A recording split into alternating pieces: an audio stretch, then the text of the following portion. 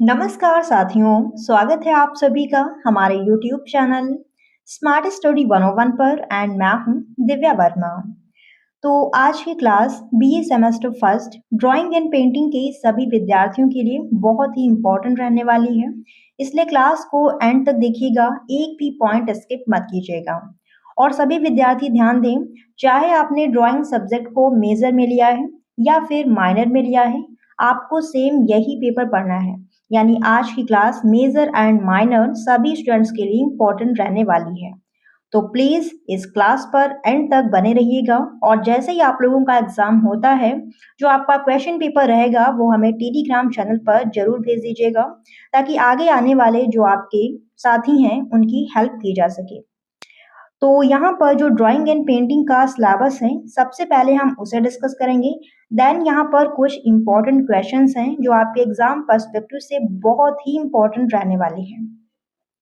और यहाँ पर आप ध्यान रखिएगा, जैसे कि मैंने दे रखा है मेजर एंड माइनर, तो बाकी ये चीज़ तो मैंने आपको बता दी है कि मेजर एंड माइनर सभी के लिए है।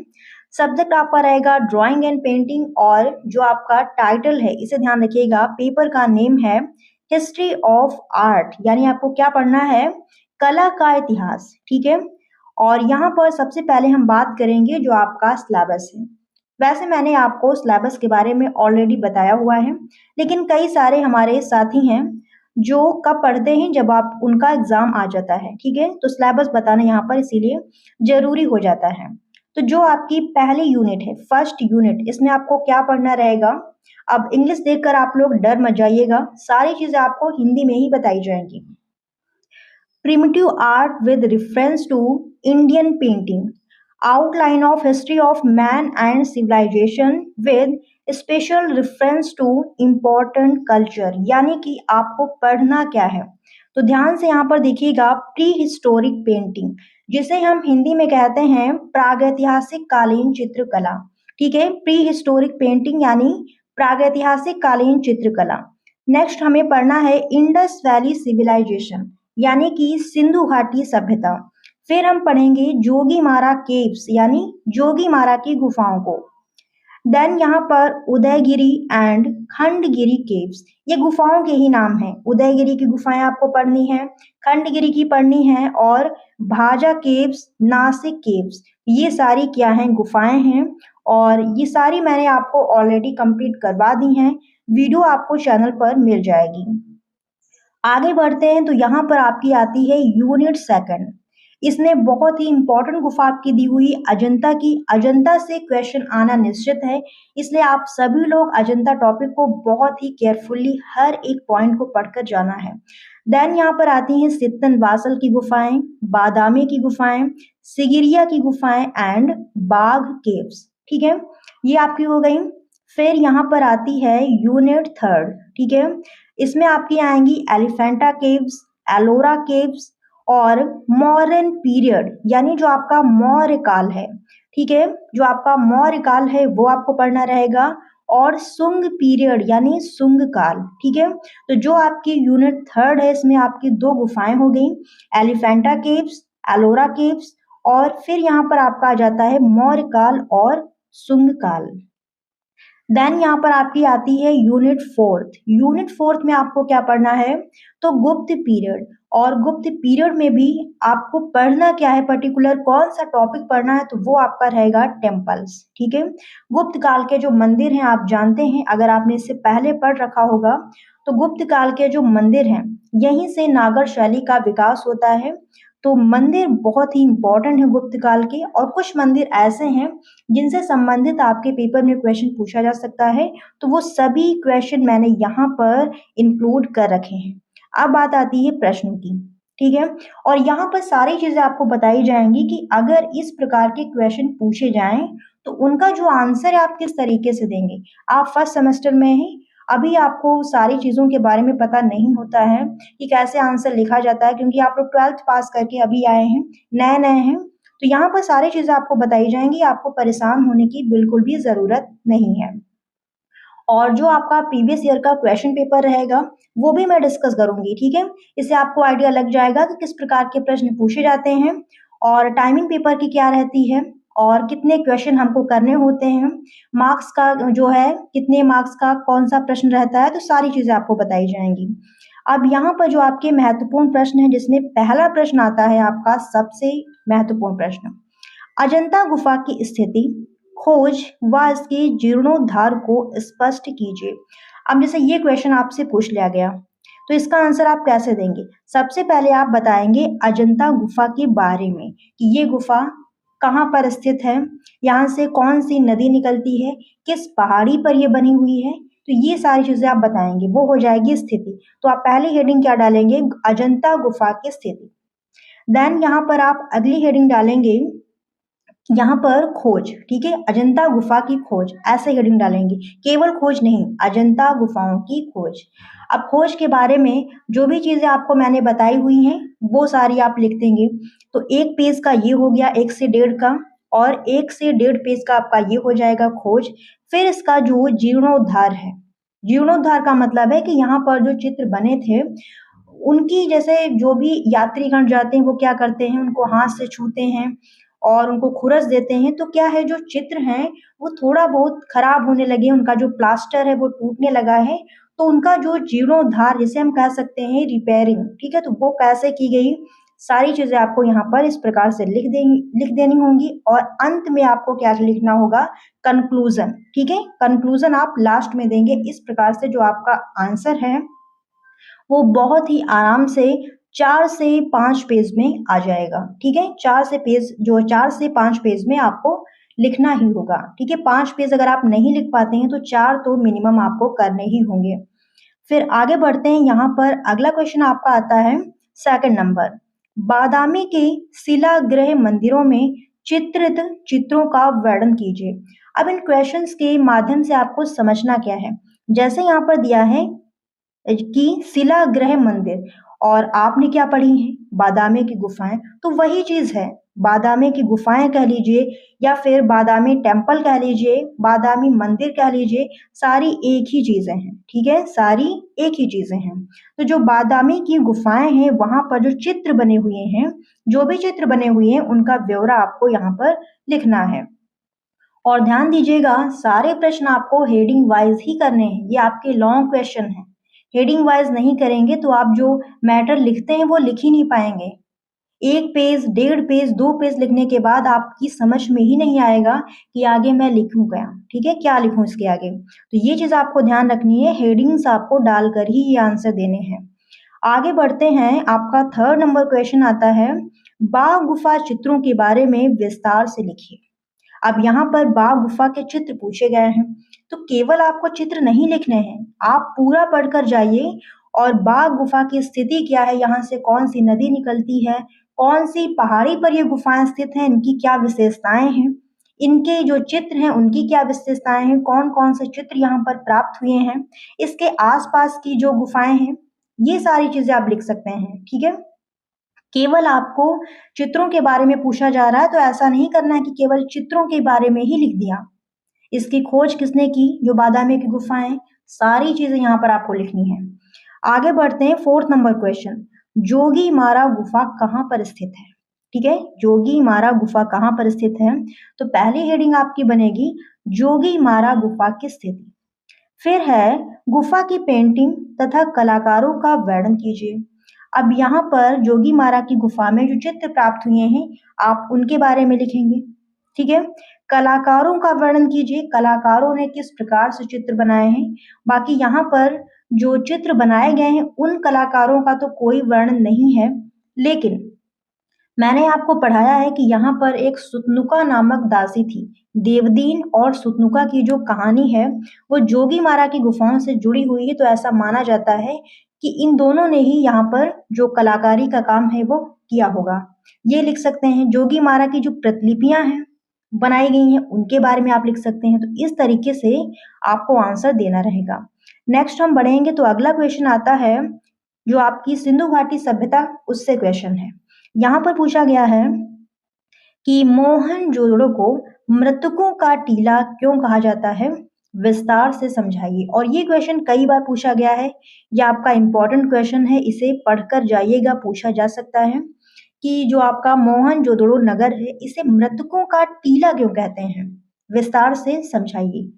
तो वीडियो आप देखिएगा, सारी चीज़ें आपको डिटेल से मिल जाएँगी। अभी आपके पास बहुत टाइम है, आराम से देख सकते हैं। बहुत लंबी वीडियो नहीं है, वही आपका 20 से 25 मिनट की है, तो एक दिन में आराम से आप 3-4 वीडियो देख सकते हैं। आगे देखिए यहाँ पर अगला क्वेश्चन आता है, सिगिरिया गुफा चित्रों का वर्णन कीजिए। जो सिगिरिया की गुफाएं हैं, इसमें जो चित्र बने हुए हैं, इनका वर्णन आपको करना है डिटेल से। नेक्स्ट यहाँ पर है, एलोरा गुफा चित्रों की विशेषताओं को विस्तार से लिखिए। जो आपकी एलोरा की गुफाएं हैं, कहाँ पर हैं? औरंगाबाद महाराष्ट्र में हैं। इनकी विशेषताएं क्या हैं? यहाँ पर जो चित्र प्राप्त हुए हैं, इनकी विशेषताएं क्या हैं? तो सबसे पहले आप हेडिंग इसमें क्या डालेंगे? एलोरा गुफा की स्थिति। ठीक है, यहाँ पर जो गुफाएं प्राप्त हुई हैं, वो कई धर्मों से संबंधित हैं। आप उसका यहाँ पर व्याख्यान कर सकते हैं। ठीक है, फिर यहाँ पर जो आपका कैलाश मंदिर है, बहुत ही इंपॉर्टेंट है, आप उसे लिख सकते हैं। और फिर इनकी जो विशेषताएं हैं, आप अंत में विशेषताएं हेडिंग डालकर लिख दीजिएगा और लास्ट में कंक्लूजन कर दीजिएगा। अगला क्वेश्चन यहाँ पर आपका आता है 8 नंबर, सिंधु घाटी सभ्यता से प्राप्त अवशेषों के विषय में लिखिए। बहुत ही अच्छा प्रश्न है। सिंधु घाटी सभ्यता से हमें कौन कौन सी चीजें प्राप्त हुई हैं, जो भी अवशेष हमें मिले हैं, उनके बारे में हेडिंग डालकर आपको लिखना है। अब इसमें तो बहुत सारी चीजें प्राप्त हुई, जैसे स्नानागार हो गया, मोहरें हो गई और कुछ प्रतिमाएं हमें प्राप्त हुई हैं। तो एक एक हेडिंग डालकर आपको सारी चीजें लिख देनी है। इसमें मैं हेडिंग क्या ही बताऊं, बहुत सारी हेडिंग बन सकती हैं। मोहरें हो गई इस तरीके से। अगला यहाँ पर आ जाता है आपका 9 number question, very very important question. जो आपका गुप्त काल है, इसे स्वर्ण काल क्यों कहा जाता है? गुप्त काल को क्या कहते हैं? स्वर्ण काल कहते हैं। क्यों कहते हैं? इसके पीछे क्या कारण है? तो ये क्वेश्चन मैंने आपको अलग से करवाया हुआ है। बाकी जब आप गुप्त पीरियड पढ़ेंगे, वो वीडियो आप देखेंगे जाकर, तो वहां पर भी मैंने आपको बताया हुआ है। बाकी ये क्वेश्चन मैंने अलग से आपको करवाया है। अगर वीडियो ना मिले तो टेलीग्राम चैनल पर आप बताइएगा, मैं सेंड कर दूंगी। ठीक है, इंपॉर्टेंट क्वेश्चन है। अगला यहाँ पर आता है, प्रागैतिहासिक चित्रों की विशेषताएं लिखिए। बहुत ही इंपॉर्टेंट क्वेश्चन है, हर बार पूछा जाता है, इस बार भी आएगा कि प्रागैतिहासिक काल के जो चित्र हैं, उनकी क्या विशेषताएं हैं। अगला यहाँ पर क्वेश्चन आता है, गुप्तकालीन मंदिर स्थापत्य कला पर लेख लिखिए। मैंने आपको बताया था कि गुप्त काल में मंदिरों का विशेष महत्व है, क्योंकि जो नागर शैली का विकास है, वो कहाँ से होता है? गुप्त काल से। अब आप नागर शैली नहीं समझ पा रहे होंगे कि ये है क्या, मैं बार बार बोल रही हूँ। देखिए, मंदिर बनाने की 3 शैलियां हैं। ठीक है, कितनी शैलियां हैं? 3 शैलियां हैं। पहली आपकी हो गई नागर शैली, जिसका मैं बार बार जिक्र कर रही हूँ। दूसरी आपकी है वेशर शैली और तीसरी है द्रविड़ शैली। ठीक है, तो जो आपकी नागर शैली है, इसके मंदिर आपको मिलते हैं उत्तर भारत में। ठीक है, उत्तर भारत में मिलते हैं। जैसे आपके खजुराहो के मंदिर हो गए, ये किस शैली में बने हैं? तो नागर शैली में, इस प्रकार से। और आपका देवगढ़ का दशावतार मंदिर हो गया, इस तरीके से। आगे बढ़ते हैं, नेक्स्ट क्वेश्चन यहाँ पर आता है 12 नंबर, अजंता के किन्हीं 5 चित्रों की व्याख्या कीजिए। अब देखिए, चित्र आपको पढ़ने पड़ेंगे। अजंता की जो गुफाएं हैं, बहुत ही इंपॉर्टेंट हैं और इस प्रकार का जो प्रश्न है, ये पिछली बार पूछा भी गया था। तो अजंता के किन्हीं 5 चित्रों की व्याख्या कीजिए। तो चित्र तो आपको विस्तार से पढ़ने होंगे और इसमें आप पढ़कर क्या जाएंगे, ये ध्यान रखिए, जो जातक कथाएं हैं, ध्यान रखिएगा। बाकी चित्रों के बारे में आप डिटेल से इतना नहीं लिख पाएंगे। जो जातक कथाएं हैं, उनको आप पढ़ लीजिए। जातक कथाएं क्या होती हैं? अगर आप पढ़ने के इच्छुक हैं, वास्तव में आप चाहते हैं कि आपके जो मार्क्स हैं वो अच्छे आए, तो आप मुझे टेलीग्राम चैनल पर बताइएगा। मैं आपको 5 से 10 जातक कथाएं, जो जातक कथाएं हैं, वो भेज दूंगी, आप पढ़ लीजिएगा। वो कहानियों के तरीके से होती हैं। एक बार आप पढ़ेंगे, आपको जो जातक कथाएं हैं वो याद हो जाएंगी। जैसे कि बचपन में आपको आपकी दादी या फिर जो आपके बाबा हैं, वो कहानियां सुनाते थे, वो कहानियां आपको आज भी याद होंगी। सुने कब थी? जब आप 5 से 6 साल के हुए होंगे। लेकिन आपको अभी भी क्यों याद है? क्योंकि उसमें इंटरेस्ट होता था, वो कहानियां ऐसी होती ही थी। तो जो आपकी जातक कथाएं हैं, वो भी इंटरेस्टिंग है। जो महात्मा बुद्ध हैं, इनके पूर्व जन्म की कहानियां हैं कुछ, जैसे हस्ती जातक हो गई आपकी, और बहुत सारी हैं। ठीक है, बहुत सारी हैं। तो उन जातक कथाओं को एक बार आप केवल सही नजर से देखेंगे, सारी आपको याद हो जाएंगी। और यहाँ पर देखिए क्वेश्चन भी पूछा गया है, और इनका जो कहानियां हैं इनको आप बढ़ा चढ़ा के आराम से लिख सकते हैं। 5 जातक कथाएं पूछी गई हैं, आप 10 अगर पढ़ लेंगे, 10 आपको याद हो जाएंगी। तो इसको ध्यान दीजिएगा इस क्वेश्चन पर, और जातक कथाएं जो हैं आप बताइएगा, मैं आपको टेलीग्राम चैनल पर भेज दूंगी, ठीक है। तो इसकी आपको बिल्कुल भी टेंशन नहीं लेनी है। आगे बढ़ते हैं, अगला क्वेश्चन यहाँ पर आता है, गुप्तकालीन सारनाथ से प्राप्त बुद्ध प्रतिमा की व्याख्या कीजिए। जो आपका गुप्त काल है, यहाँ से एक प्रतिमा मिली है महात्मा बुद्ध की। कहाँ से मिली है? सारनाथ से। तो इसकी क्या विशेषता है आपको बतानी है। नेक्स्ट यहाँ पर है, स्तूप वास्तुकला पर एक निबंध लिखिए। आराम से आप लिख सकते हैं स्तूप होता क्या है, स्तूप के कितने प्रकार होते हैं उसके बारे में आप लिखेंगे, और स्तूप जो है वो कैसे बनाया जाता है, यानी इसकी जो संरचना है, इसका जो स्ट्रक्चर है वो कैसा होता है, आप वो लिख सकते हैं। बहुत सारी चीजें हैं, अच्छा क्वेश्चन है, आराम से आप इसे कर सकते हैं। नेक्स्ट यहाँ पर है कि मथुरा शैली एवं गांधार शैली में अंतर स्पष्ट कीजिए। ये आपसे पूछा जा सकता है कि जो आपकी मथुरा शैली है और जो यहाँ पर गांधार शैली, इन दोनों में क्या अंतर है, क्या डिफरेंस है। फिर आगे बढ़ते हैं, तो यहाँ पर हमारा 16 नंबर प्रश्न है कि भारतीय प्रागैतिहासिक चित्रों के केंद्र, विषय तथा शैली की विस्तार पूर्वक चर्चा कीजिए। भारतीय प्रागैतिहासिक चित्रों के कला केंद्र, प्रागैतिहासिक का मतलब है वही हमारी पंचमढ़ी की गुफाएं, भीमबेटका, मिर्जापुर, होशंगाबाद, सिंघनपुर, इन सब की बात कर रहा है। तो ये हो गए कला केंद्र जो मैंने अभी नाम बताए।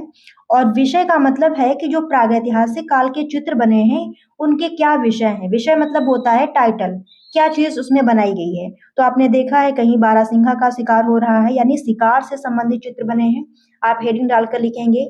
और सामान्य जनजीवन के चित्र मिले हैं जो हमें पंचमढ़ी से प्राप्त हुए हैं, ठीक है। तो जो बच्चे शुरुआत से जुड़े रहे हैं, मैं जो चीज बता रही हूँ वो तुरंत कैच कर रहे होंगे, लेकिन जो पहली बार देख रहे हैं उनके तो थोड़ा थोड़ा ऊपर तो जाएगा ही।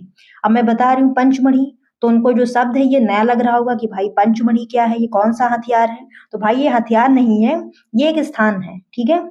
आगे बढ़ते हैं, यहाँ पर 17 नंबर क्वेश्चन, मौर्य काल, हाँ, मौर्यकालीन राजकीय कला एवं लोक कला पर टिप्पणी लिखिए।